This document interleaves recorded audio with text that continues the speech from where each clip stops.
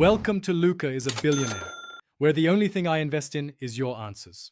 You start by confirming prerequisites and immediately signing in.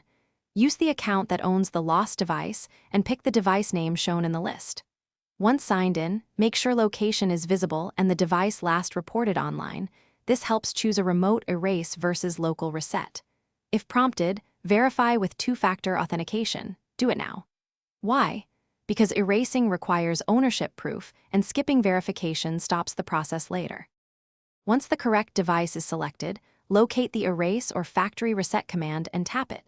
You will see warnings, read them. Confirm the account and enter any required password or PIN to authorize the wipe. Make sure you understand that this deletes local storage and signed-in accounts, which prevents future location tracking. If the device is offline, the command queues and runs when it reconnects, so leave the account active and monitor status until completion. Confirm the final erase prompt and note any confirmation ID you receive.